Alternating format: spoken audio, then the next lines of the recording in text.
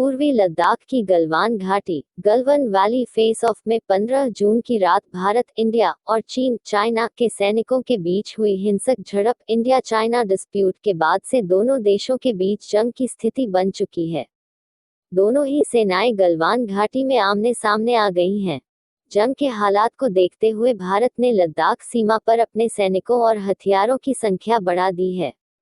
चीन से बड़े तनाव को देखते हुए दुनिया के कई देश भारत की सैन्य ताकत को और मजबूत करने की कोशिश कर रहे हैं। फ्रांस ने एक ओर जहां अगले महीने राफेल लड़ाकू विमान देने का वादा किया है, तो वहीं दूसरी तरफ Israel air defence system Bharat को दे रहा है। इसी तरह अमेरिका से भारत को जल्द ही तोप में इस्तेमाल होने वाले गोला बारूद दिए जाएंगे, जबकि रूस ने भी भारत को आधुनिक हथियार और गोला बारूद देने का वादा किया है।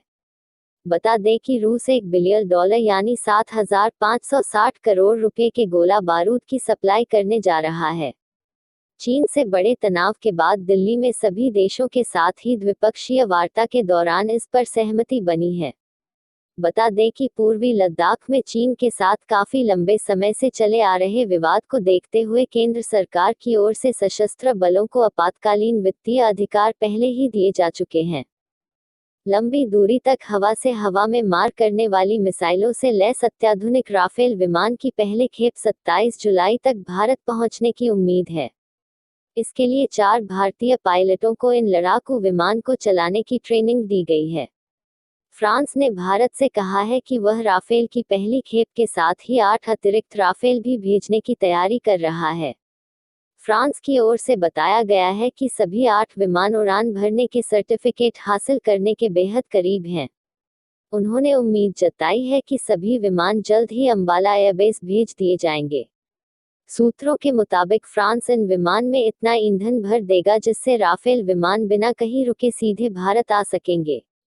दूसरी तरफ करगिल युद्ध में भारत की मदद करने वाले इजरायल ने भी चीन के साथ जंग के हालात को देखते हुए एयर डिफेंस सिस्टम देने की बात कही है।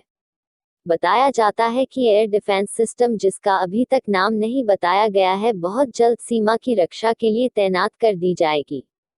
दरअसल चीन ने अपनी सीमा पर S-400 एयर डिफेंस सिस्टम तैनात किया है, जिसके बाद भारत ने भी उसका जवाब देने के लिए इजरायल से एयर डिफेंस जल्द देने की बात कही है।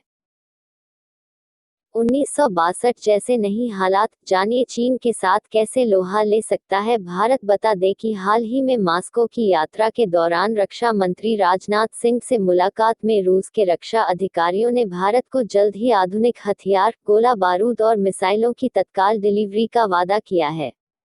भारत की ओर से हाल ही में कई हथियारों और मिसाइलों की सूची रूस को सौंपी गई है, जिसकी लागत $1 बिलियन के करीब है। बता दें कि भारत का सबसे नया रणनीतिक साझेदार अमेरिका पहले से ही भारत को महत्वपूर्ण खुफिया जानकारी और सैटेलाइट इमेज भेजने का काम कर रहा है। सूत्रों ने कहा कि अमेरिका ने भारत को जल्द से जल्द सहायता का वादा करते हुए जंग के हालात में आवश्यक हथियार और गोला बारूद की सूची मांगी है। धन्यवाद।